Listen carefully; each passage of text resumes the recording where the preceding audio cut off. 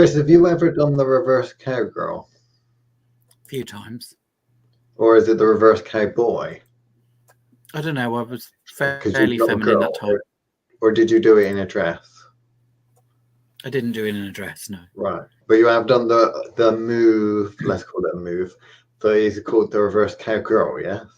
Yes. Okay. Have you ever done the reverse cowgirl with an incubus or a succubus? Not intentionally. So does that mean you've done it? Or that you just can't remember? Was it a mad night out downtown or something? There are lots of opportunities for that to have happened. From that Netflix show? There are plenty of opportunities. That's all I'm going to say. Right. What is the difference between an incubus and a succubus? One's got the man parts, one's got the lady parts in it, but I never remember which one's which. So which one's the suck one? The lady, funnily enough. The lady one's the suck one. Yeah. Succubus is the lady one, and the incubus is the man one. Mm-hmm. Right. So if you had a straight man, the succubus would go for the straight man, yeah? In theory. In theory, right? Why? It was something about sexual energy or something like that they feed off of, is that right? Right. Yeah. Now, if they went to a gay man, would the incubus show up or would the succubus show up? Incubus, technically. The incubus, which is the man one, yeah? Mm. Right. Why is that? So it's more to do with presentation. Right. Okay. Than the methodology. So generally speaking, the incubus appears male.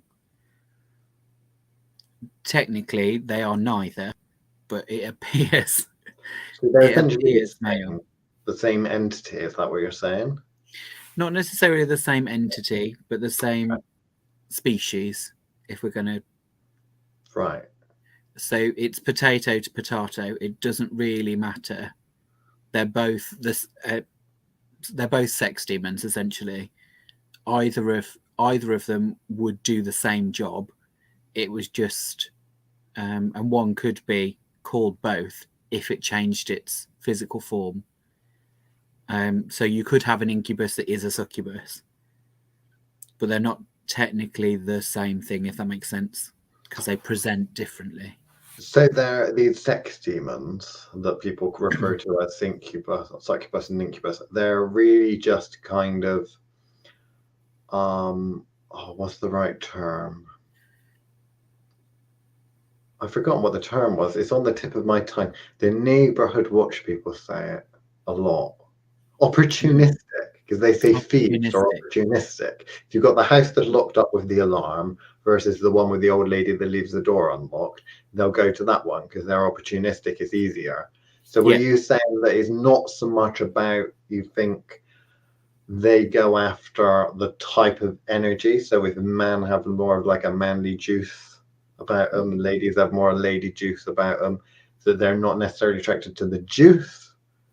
They're more just attracted to which juice bars open for trade.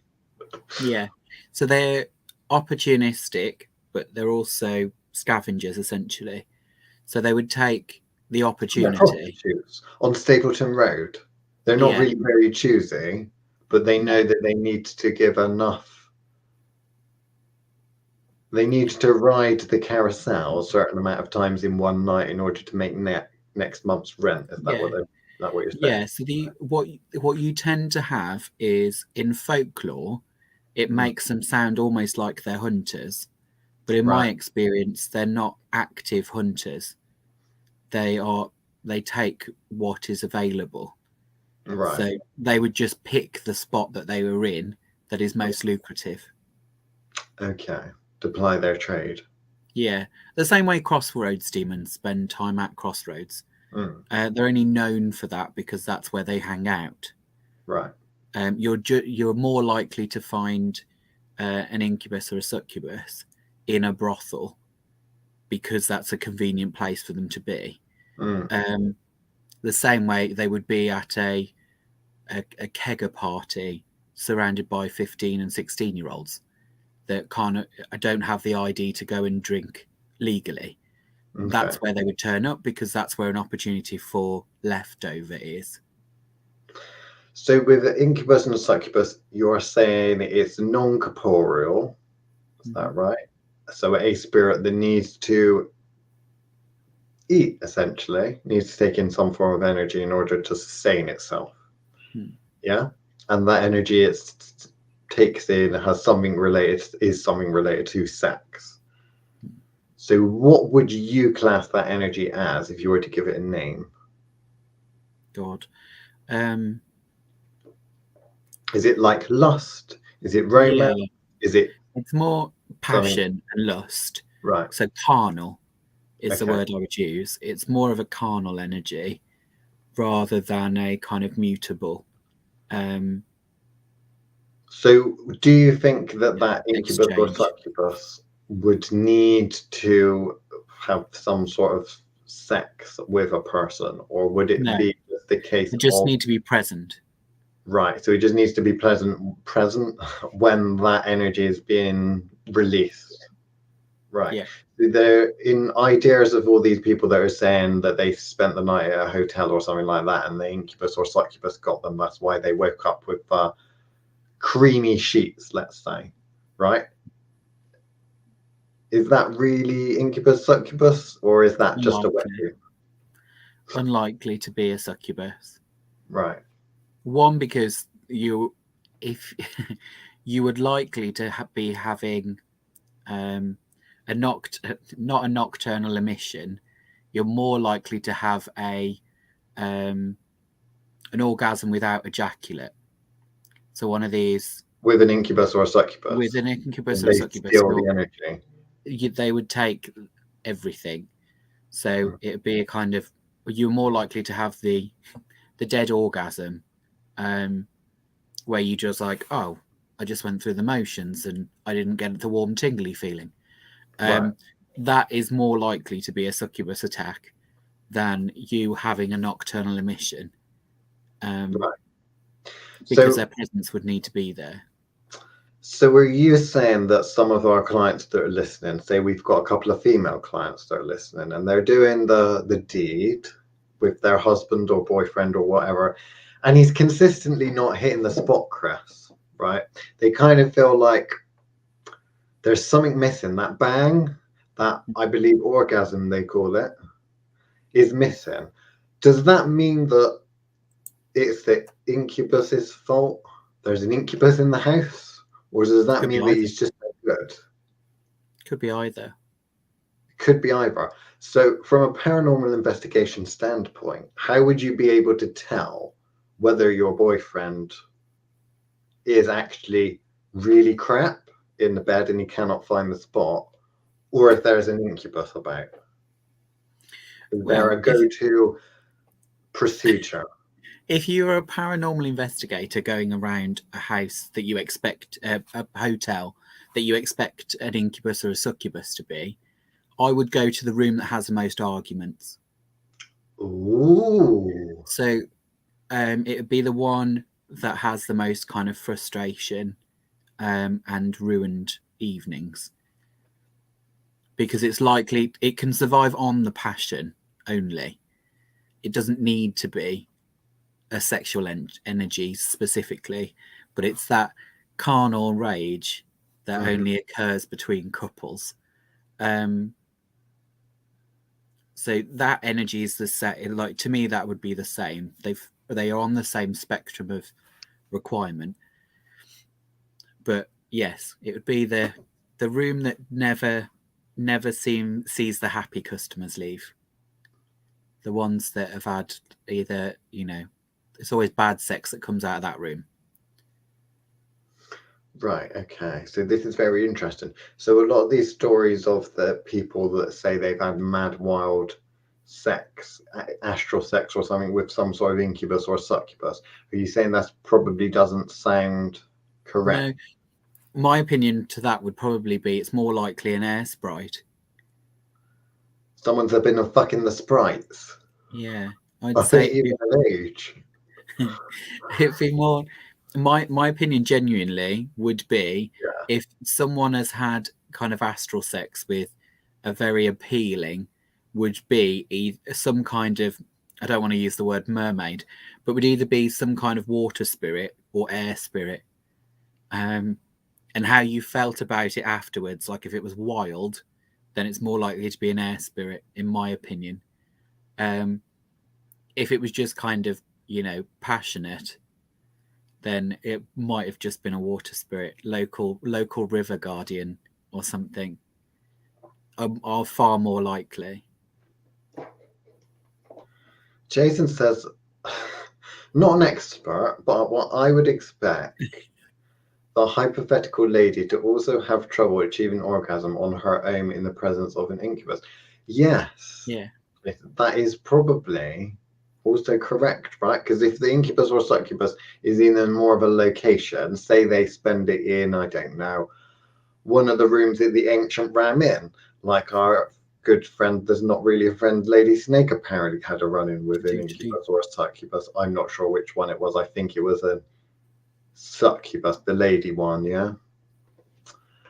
So tell us about these sexual spirits and demons and stuff like that, because incubus and succubus is the most commonly thrown about terms. You talked about the sprites, right? Air sprites and that. Now, it was very difficult to watch without thinking, Chris, I think you're actually crazy now. Talking about having some sort of astral sex with some sort of weird, sprightly, elementally kind of weirdo spirit. So what did they get out of it? So it's always about an energy exchange, but you have to remember most elemental beings are non-corporeal. Mm-hmm. So with these particular energies, the reason they quite enjoy those particular energies is because it's a taste of what human feels like. Right. So, sex with other in other realms of existence are more about procreation than actual pleasure. Believe it or not, this kind of 3D experience is one of the reasons that people like it here. It's because it's a den of sin. It allows you to experience the kind of carnal aspects of exchanging of bodily fluids here. It's not necessary elsewhere. You can conceive entire universes without actually having to have penetrative sex. It's something that keeps a lot of things happy on this planet, not just humans. And I don't mean just this planet, I mean this kind of 3D universe. So that kind of carnal experience, which is what the Christians like to focus on when they talk about the incubus and the succubus, is that they are kind of sex demons, after a man's seed, all that kind of crap. But they tend to focus on that it's debauchery. Obviously, that's not necessary. What's necessary is that passion, that kind of lose yourself in the moment passion that any good orgasm should be. So you've got to think that is that moment of complete loss of self through that moment. That doesn't really that experience doesn't really exist. It's also why you'll find with other deities, for example, liking to turn themselves into things so that they can have sex with humans.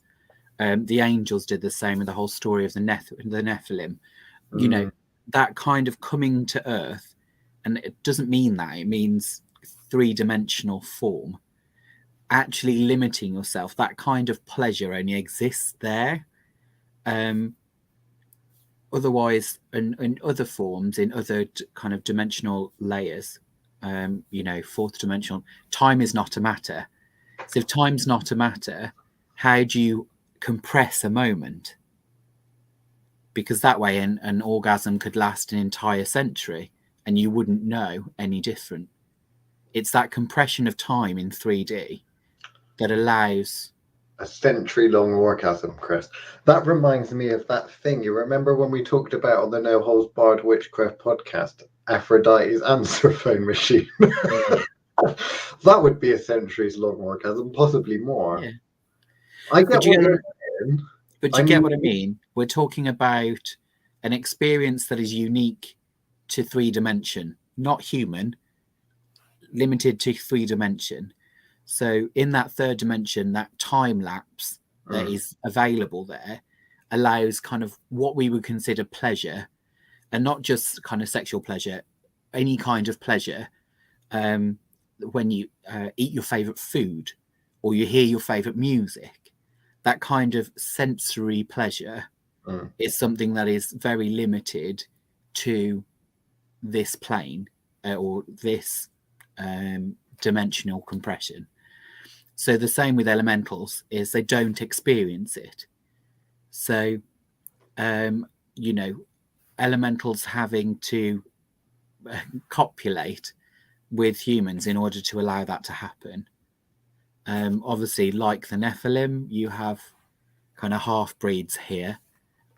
Also, when they manage to get their hands on a body or so for a while. But that's another topic for another subject. It takes being a seat to a whole new level, doesn't it? Right? It does. So it does. You can understand from a spirit perspective, I suppose. I mean, if you've got some spirit, possibly one of the Greeks maybe, there's like well into BDSM, that's quite difficult on a multi-dimensional front. That being banged in 3 dimensions for a certain amount of revolutions of the Earth Sun, that could really do it for them, I suppose. So yeah, I guess. Superflyweed Incorporated. Hello. Right. So, is there any other? Are we just going to go through like you got your Rolodex, Chris? Like, there's a little black book they saw where you record all the various men's and women's that you've slept with, right? Do we need to go through your astral book, right? No, the astral we don't. Like where you like list all of the various different spirits and such that you've done the deed with, because I'm fascinated to know like this stuff. This very crazy, all this astral sex stuff. It makes me blush. Oh, we don't have enough time to go through my astral book. We go through your Rolodex of names. Asmodeus, Lucifer. Well, that one was all at the same time. So that was not just multi-dimensional, but that was a multi-dimensional spit roast. It's very complicated. I mean, it could be a fun way to try to learn and understand multi-dimensional mechanics, quantum physics and stuff. Talking about it, I don't know why Brian Cox don't talk about that sort of thing. It would be way more exciting than talking about experiments and shit. But they you want to talk about Brian Cox and his supernova? Brian Cox is supernova. So I don't even know where to go with this. So, like, if you're talking about sex demons and stuff like that, if someone wanted to have an experience like that, would you tell them if they wanted an incubus and succubus to kind of stay away from that because it's not going to be a good time? Stay away from the dodgy kind of motels and travel lodges where you look at the bed and you can see things jumping off of it. Stay away from that. Yeah. What you're saying. So what are you saying out of your big Rolodex, right, of magically sexual conquests, I guess? What would you say a beginner could cope with without it breaking their psyche? Like I said, I think elementals are a pretty. Beckons wants to know, right? She likes the topic, boys. I'm really lolly. Well, appropriate screen name. Yeah, don't pretend like you don't also want to know, Jason. Chris, What do you think as a beginner, someone that isn't got like a lot of experience magically or in the astral bedroom? First of all, you're going to need to actually be able to get to the astral. Is part number one. Can you not do any invocation or evocation? If you went around in a circle and called some elements, will any of those elements You want can, but in that moment, Liam, you're still going. In order to experience it, you're going to have to involve somebody being the seat. So they can't do it in a lucid dream or nothing. Lucid dreams are tricky because in that moment. This one's a right dirty bitch. Do you get that impression?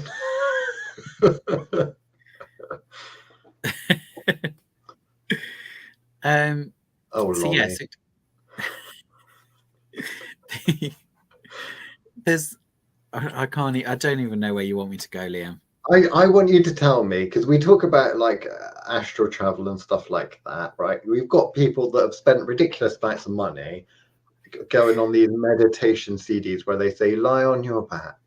Imagine there is some kind of rope that comes out of your stomach and pull on that rope until you leave your body into your astral state. All that kind of shit, right? I'm thinking there is a gap in the market, Chris, for sexy time astral projection meditation, right? Okay.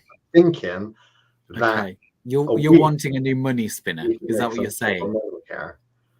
So how would women go about doing that? What would a sexy time astral projection look like? Like, we want to go and meet these nymphs, the nymphomaniac nymphs. I want to meet them, Chris.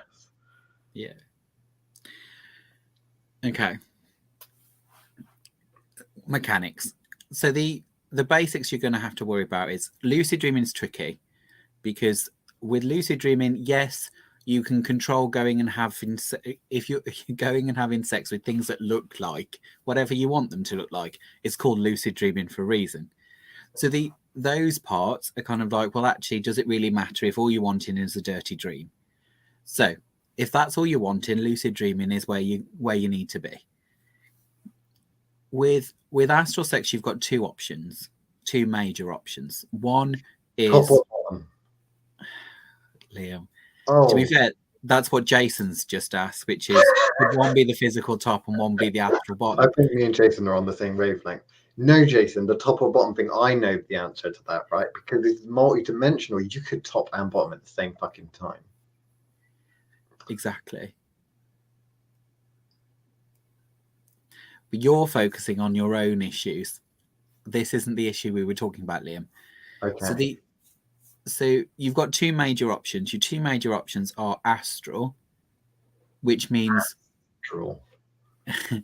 which means that you're going to have to go and actually be able to get to the astral in the first place. And your little climbing out of your body using the rope coming out of your chest is not necessarily going to be the best way for you to go about doing that.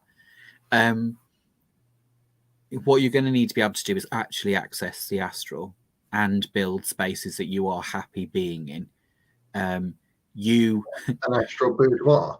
They talk about astral fortresses, but I've never heard of an astral boudoir, Chris. So because you just popping onto the astral and just laying it all there to be for anybody to happen across, that doesn't sound like proper safe sex now, does it? I'm into voyeurism, I'm not going to lie. It's not really my thing. So unless you're essentially into astral dogging, then obviously you shouldn't really be that exposed, especially when you're in a compromising position, potentially.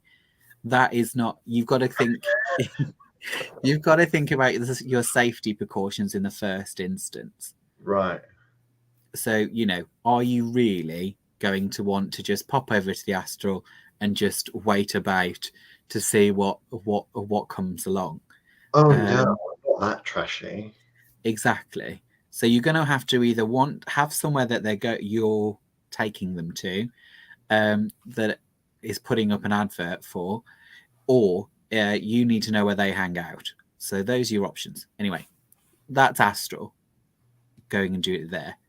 The other option is like what Jason's talking about here, which is one of you is the seat. So being one of you actually letting said deity or aspirant of some description taking on the receiving role. Aspirant, I get it now.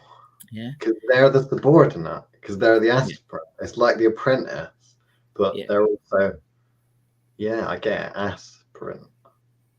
Yeah. So I'm sure, Liam, you could share some kind of Black Lodge secrets, I'm sure, if you really wanted to. I've never been to Black Lodge. That's quite an accusation to make. I didn't say you'd been part of one. I said you could talk about. So before you get all defensive, Liam, there was the aspirant, yes. Yeah. Aspirant. What's an acolyte then? An acolyte. An aspirant and an acolyte. What's the difference between an aspirant and an acolyte? I always thought it's kind of the same thing. An aspirant aspires to be like you, so that's kind of like your apprentice, isn't it? Whereas an acolyte is like one of those people that like come to your cult meetings and pay you the money, but you don't actually teach them. Is that right? You work at a cult now. Not the sort that requires an aspirant. We call them we call them what do you call it? Apprentices. Oh, so it's like a daddy thing, when a daddy and a twink kind of get together, and it's kind of like, I'll teach you how to shave, son. Bend over. Liam, Jason says acolytes are altar boys with more experience. Okay. See, Jason knows a lot. We should get him on the podcast. He can tell us all about such things. Okay. Apparently. Was Jason an altar boy, do you think? He's kind of... There's something about him, talking to him on video call, there's something about him that makes me think, I get the impression like he probably used to make himself look more innocent than he actually was, Petulant pixie, squealing like a pig, this is absolute gold. So, Chris, what happens if you don't believe in it? If you don't believe in that, is that enough protection? So there are really important things we need to go over with regards to protection, because I don't know whether you've got to suit up on the astral. Can I catch something? Can I catch something from it? It sounds like they get about a lot. Of course you can. Transmitted infections and stuff. Are they as above? Astral? As above, so below, Liam. As above, so below. So do suit up in your magical condom. Yes. Okay. Also, there's a lot more than STDs that can be caused on that front. So so to answer the actual question that was asked, Liam, before you go about sexual protection, I'll put it up. There we go. Is that if you don't believe in it, doesn't mean that isn't possible. What's that? Where's the word? Where's the phrase I want? Just because you don't believe in it doesn't make it not true. Is that something like that? Where have I nicked that from? People say what you don't know can't hurt you, which isn't true. Which is bollocks. And then people also say, like, if you didn't believe in it, like they say, for example, if you don't believe in magic, magic can't hurt you. But let's be fair, we fucked over a fair amount of people that don't believe in magic. So, that's kind of bullshit. Yeah. So with regards to what happens if you don't believe in it, well, let's be fair, a lot of the times when people have accidentally astral projected or had out of body experiences and stuff like that, they don't necessarily believe in them, but then it happens, doesn't it? So you might be like, you've never done that before, and you might be like, is this really happening? No, I don't know, I don't believe in it, but it's still happening to you. You're still going to experience it, I guess. You know, you don't actually have to remember to breathe. Your body has these functions that it knows to do. You don't have to tell your body to start digesting food. It knows once it's present, you start digesting. Yes, you can have these things that don't work. So Lolly Gaggins says, no, you can't. It's all safe. I'm not sure what she's saying about in terms of all safe. I'm presuming she's talking about STDs. Yeah. So She doesn't believe in a magical STD. Doesn't mean she can't get one. Doesn't mean you can't get one, I suppose. You've covered gods and elementals. What about sex with the dead? That's called necrophilia, Jason. We can't talk about necrophilia. You sicko. Oh my gosh. No, I think he means really nasty shit, right? No, he means necrophiliac necromancy. Is that what he means?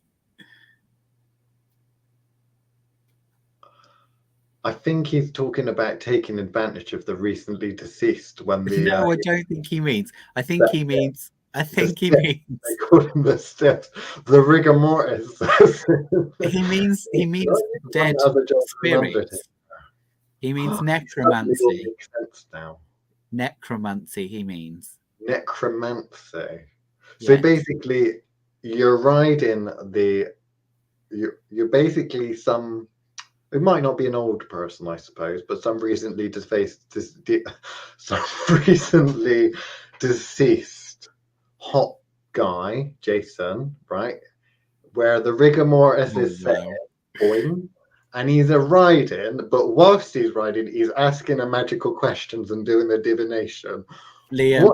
What does my future hold? Is that what you mean, necromancy? Because necromancy is asking the dead questions and that. Necrophilia, which is what I think Jake is talking about, sex with the dead, is like having sex with the dead. So when you're combining, Chris, necromancy with necrophilia, that's what he's doing, isn't it? He's riding dead dick. No. Although Petulant Pixie says, Jason, that's the new meaning of being boned. Oh my gosh. No, he's talking about having sex with dead spirits, the spirits of dead people, Liam. He's not talking about having sex with dead people. That is definitely necrophilia. So not physical, corporeal. You're talking about... No, he's talking about their non-corporeal parts getting diggy. Actually, she was in her day quite hot. So now she's dead, she can present herself in any way, which form she wants. Is that what you're saying, Jason's intel? I think Nathan's... Nathan? Who the fuck is Nathan? I think Jason is still talking about getting boned, but astrally boned. So astral sex with dead people? Yes. Right. Yes. I can't say I would want to do that. I'm not going to lie. But no. I don't know. Heath Ledger died at the peak physical fitness. Heath Ledger. That rings a bell, but I'm going to have to Google it. Brokeback Mountain, Liam. Oh, no. Sorry, no. Okay. You have all the astral sex with this ghost you want. I mean, they talk about ghosts having sex with people, don't they? Because they have that on like Most Haunted, where people stay the night in a hotel and end up getting molested and such. So, can ghosts have sex with people? That's a dead person, technically. Petulant Pixie's going to have to explain what she means. Chris, are you going on to munting next? Munting. I'm not sure what munting is. I don't know what munting is. That's a new one for me. Munters, but I think that just means like ugly people, doesn't it? Define munt. Are we teaching Liam a new word again? I like when this happens. Munting, a variation of necrophilia involving two live people and one dead, male or female. To munt, oh my gosh, it's like just reading it in a Llewellyn book. You can imagine Scott Cunningham writing this. To munt, find and dig up a semi-decomposed corpse. One person then goes down on said corpse, while the other jumps on the dead person's stomach, causing the juices to be forced from all orifices. They are then drank by the person already connected to the corpse. And it gives an example. Hey Mary, let's go munting. They buried your sister 2 weeks ago. She'll be ripe. Petulant Pixie, you disgust me on levels I never thought was possible. Oh. I bet Lollygaggins knew all about munting. I reckon Lollygaggins invented munting. This is real, Michelle. You can look it up on Urban Dictionary. It is apparently is a fucking thing. Although I have to say, I've never read about it in any of the necromancy occult books I've got. You mean that wasn't in the Necronomicon? No, the Necronomicon doesn't cover munting, if I'm honest with you. Oh, maybe it's out of date. Maybe Necronomicon 2.0 hasn't mentioned it. Oh no, don't start talking about felching again. Helen, you're another wrong un. Why is it that it's the wrong uns that listen to us? Where's our educated, nice middle class? Where the fuck is Lady Poison? She wouldn't talk about stuff like that. I think she knows all about munting. I'm sure Cochrane was all over that.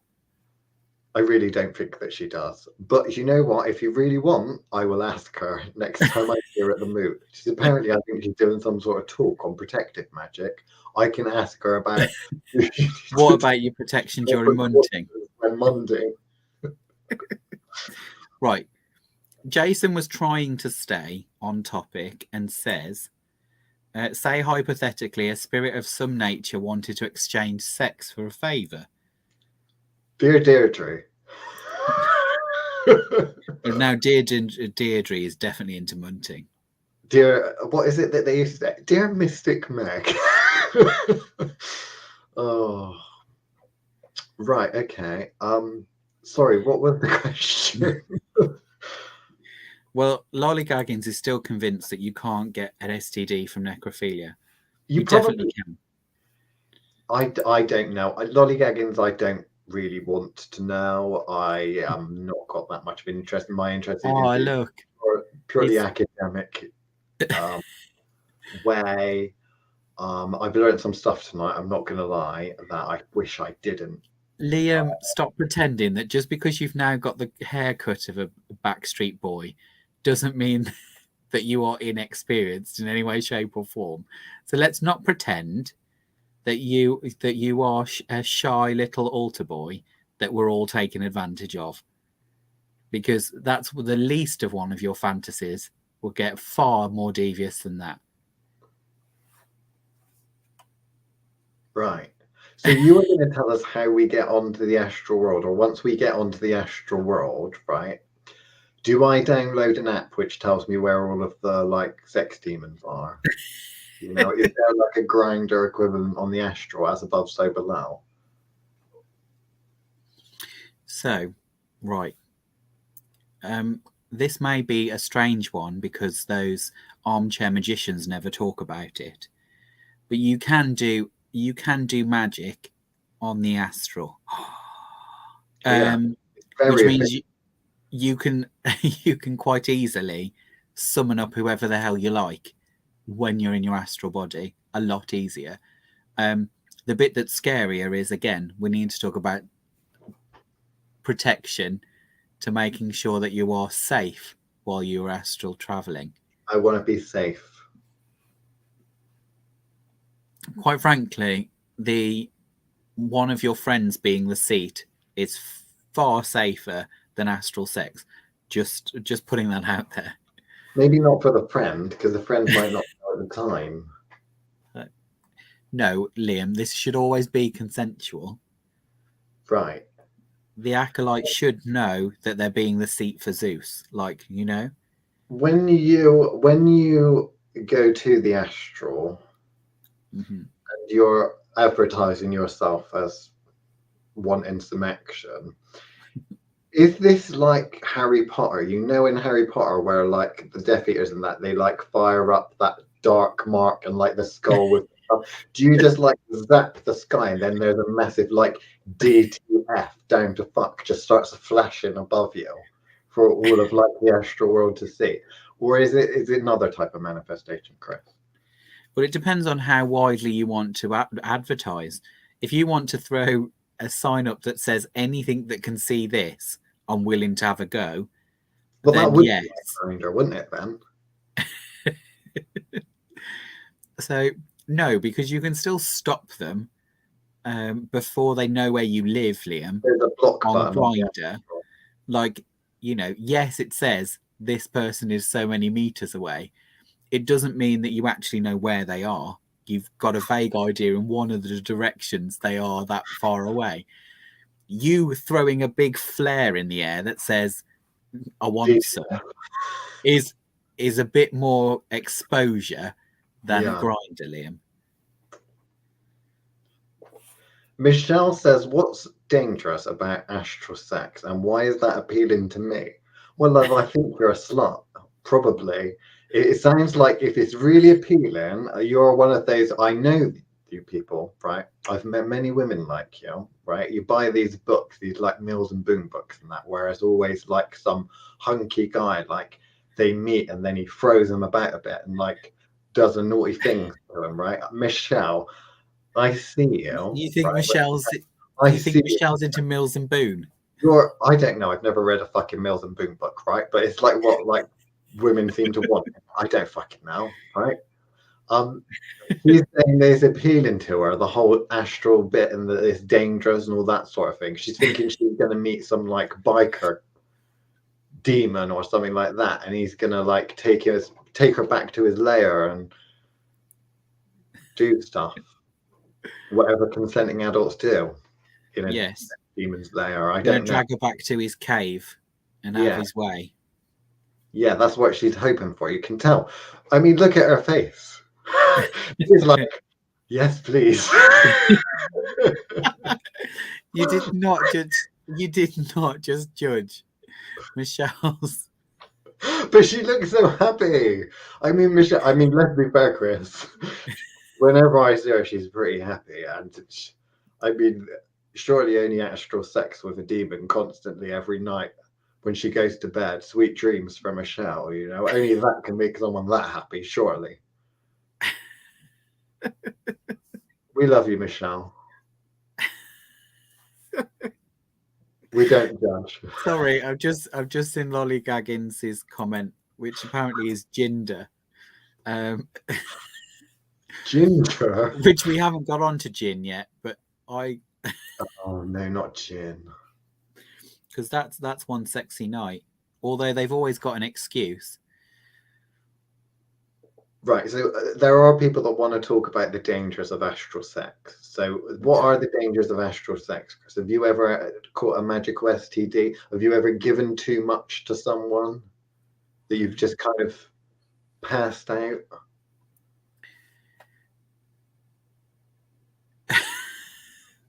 No? I'm being mindful. Guy, you're kind of like, my head's spinning, and you just kind of like go. No, did that not happen on the astral? Is it an abundance of energy? There are just as many problems there. The other part is where we've always talked about exertion of energy while you're on the astral. You're going to need more than a biscuit or a cereal bar when you come back from having had astral sex. No, but Petulant Pixie spoke about this before with the last thing, that felching thing, you know, where you take it back afterwards. You can expend the energy, but then you can have it back. No, is that not how it works? No, Liam, you know that's not how it works. Expend the energy, and then you think, I'm actually getting quite sweaty. Sweating that. Right? I need some of that back, some of that energy back, right?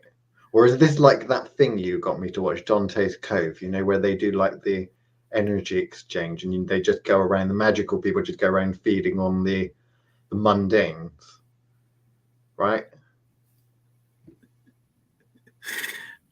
Okay. So there are lots of opportunities. We're not worried about those. So yes, be mindful of the energy that you're going to exert. The good thing about sex demons is is they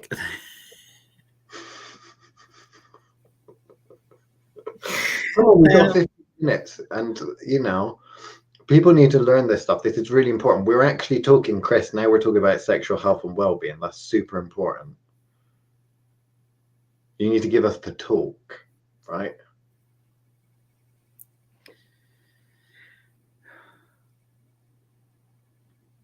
Are you going to get rid of it or what? Oh, right. Yeah, sorry. I'll press the hide button. There we go. Yeah, give us the talk. We all need to know about what to watch out for in the astral. So we need to be mindful of energy expenditure. So any kind of work on the astral has its risk. Bless you. But you also need to be prepared for that.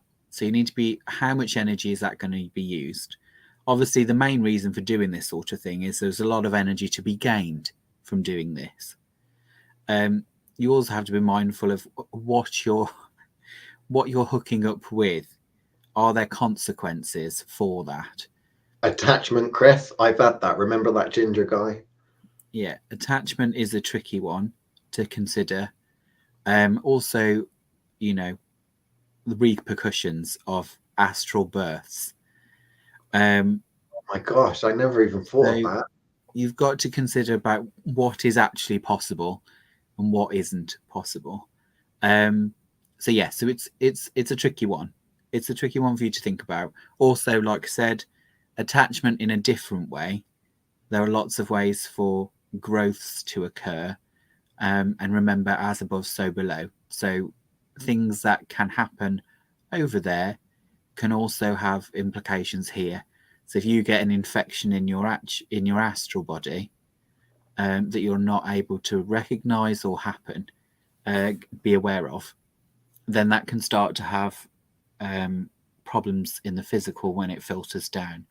And I don't mean like, oh, you've caught an STI over there, so suddenly you've got gonorrhea.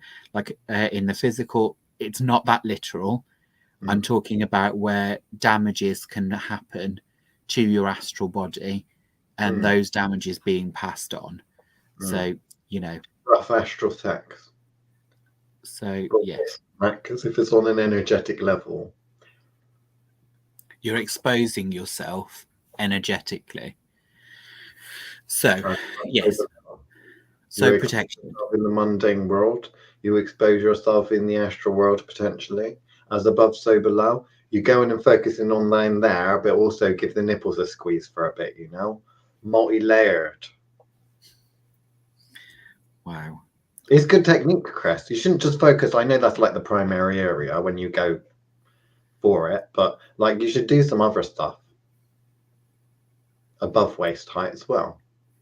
Sensual, isn't it? Sensual.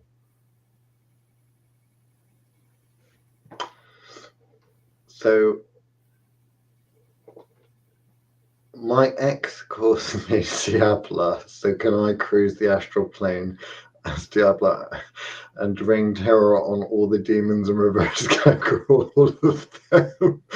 A Google at a time. No, a gaggle at a time. Oh, a gaggle at a time. Lolly, you do what you like. Just please leave my astral body alone. Please. I might start locking it up. How do you protect against sex demons? Surely you don't know if you'd come across one. I'm pretty sure, love, if Chris came across a sex demon, probably no. But I mean, who knows? Do you sleepwalk, Chris? Do you astral sleepwalk? Do you astral sleep fuck? I'm not sharing that knowledge. No, that he probably doesn't know because he would be doing it, sleepwalking. So I guess he doesn't know. Sleepwalking. What goes on in the astral stays in the astral. How would you protect yourself against sex demons? So those that don't want to be taken advantage of, I've been taken advantage of, right? In the mundane world, as above, so below. How does one protect themselves when they're going in the astral? Will an egg help, or will that just excite them? They see this giant egg that you're kind of trapped in, and it's kind of shuffling about, vibrating, one might say.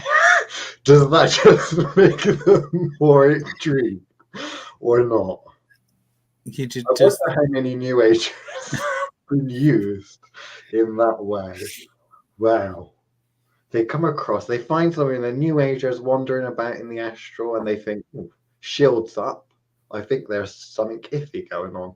And then they just see a demon comes along, they think, oh, look, a giant New Age egg. I know where I'm putting that. Oh dear. Liam, didn't you say you had an encounter with Luna and you liked it? I did have an encounter. Yes. Thanks for bringing that up, Michelle. That wasn't at all personal. Like, that's not something that I probably would have, that's something that I really want to share publicly. Thanks for talking about that, bringing that up. I had an experience that was not consensual with a lunar goddess. Not my type, on multiple levels. Did I like it? I'm going to say it was different. Michelle, I'm going to say it was different. I draw a line under it. I'm going to talk about it again. Okay. I said it on the podcast, but remember, this is a podcast, right? The podcast has a very different demographic to this, I'm pretty sure it might have been on the extended edition. If I did said something like that, it would have probably been on the extended edition, which is secret, Michelle. Come on. What stays on the Soft Witchcraft Patreon, or it was said on the Soft Witchcraft Patreon, stays on the Soft Witchcraft Patreon. Because God forbid Liam feels embarrassed in any way, shape, or form. It's not like it's what he gets to do to me every episode. What, make you embarrassed? Do I embarrass you? You do the best you can to try and make me feel embarrassed. Honestly, I don't. I could do a lot better. If you don't believe me, then I guess we'll just have to try. No. Okay. So what goes, is that actually a Hermes Trismegistus cloak? I'm not entirely sure, but to be honest with you, I would not be surprised. What goes on in the astral stays in the astral. Yes, Hermes Trismegistus, famous sexual deviant of the astral, old Hermes Trismegistus. Do we have anything final to leave this on? Is there any practical applications that people need to be aware of in regards to protection from sex demons? I can't imagine a lot of people do. Astral maze. It is one of those things. If you can protect yourself in the physical, you can protect yourself from an attacker in the physical. If you can protect yourself in the astral, then you're going to be able to protect yourself in the astral against some kind of sexual demon thing, right? I think the archivist would just blast it, wouldn't she? Yes, the archivist would probably just blast it. In fact, the archivist, as far as I'm concerned, I'm pretty sure a kink of the archivist is just to go randomly around blasting things, right? I think like she gets a thrill out of that, right? I think like everyone goes through that phase in the beginning where you're kind of like, oh, I'm pretty fucking hardcore. I can beat the shit out of things on the astral, don't fuck with me. I'll bust you up, Buster, that kind of thing. The way the archivist kind of talks about it, that there's that little glint in the eye, right? It's kind of like just dominated someone. Oh, right, really? Yeah. What did you do? Bunch of random spirits. Fucking blasted them, didn't I? It's like, right, okay. Did you like that? I quite like it. Right, what I feel needs to be said, because we're now talking about them like, sex demons are everywhere as soon as you cross over to the astral. Yeah, that's not the case. The astral is a big fucking place. And I don't mean just a big place for fucking. Like, we're talking about it currently. But, it's a big fucking place. It's a big gaping chasm. That's why they call it the astral. Okay. Wow. Or is that just your astral, Chris? Is your astral just a big gaping chasm at this point? No, my astral is nice and tight and I like keeping it that way. Okay. What about sending the demon after someone else? I think that's probably unethical. But I mean, it could be done. I mean, that's basic contractual obligation, isn't it? Yeah, don't fuck me, fuck him. Is either manipulation by, like, I don't know, maybe you trick someone into working with a spirit that happens to be an incubus or a succubus or a sex demon or something like that. So there's manipulation, but at the same time, there's also attachment. So what if you just maybe you run a boudoir or something like that, and you're thinking, well, actually, one of my girls is off at the moment. What do? Well, I just rent the room out and I'll just put some spirit in there, to haunt the place, astral ghost. I don't see paranormal, haunted happenings. They do all of these UK ghost tours and stuff. I think they're missing a trick, Chris. You see, there's no real innovation in paranormal investigation, is there? Right? Where's the haunted brothels that you can spend the night at? It's all these like really dodgy pubs.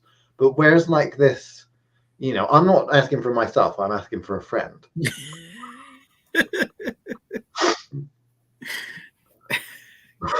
You're asking for a friend. Where are the haunted brothels? Yeah, I'm asking for my friend Lolly Gaggins. It's a real person, Chris. I didn't just make it up. I imagine she has her own astral boudoir that is a brothel. I can imagine she does. I'm thinking kind of shag pile carpets and that. It would be like Super Austin Powers, like. Yeah. Just imagine the cleaning that is required with a shag. Ugh. Gross. Yes. In your astral boudoir, I suggest wipeable floors.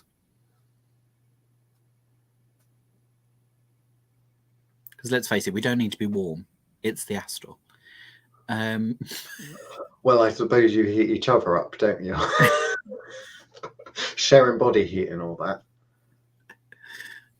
Oh.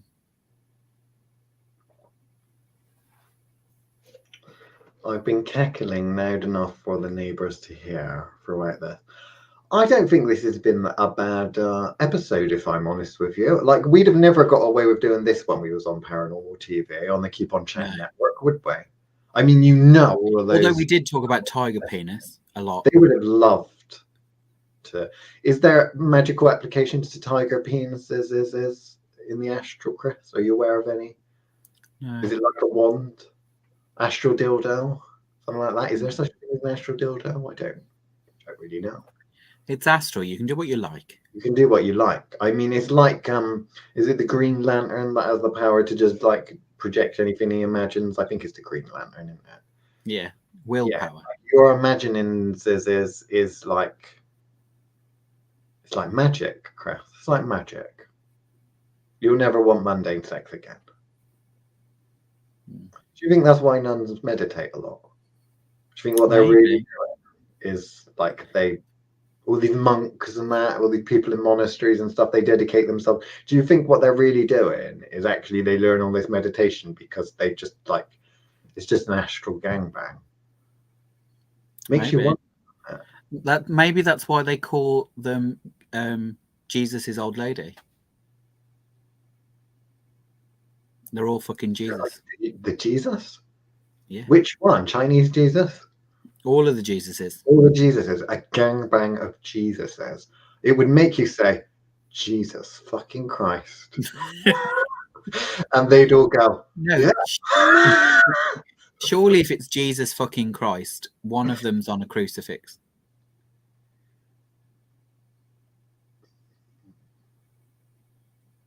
You thinking about it?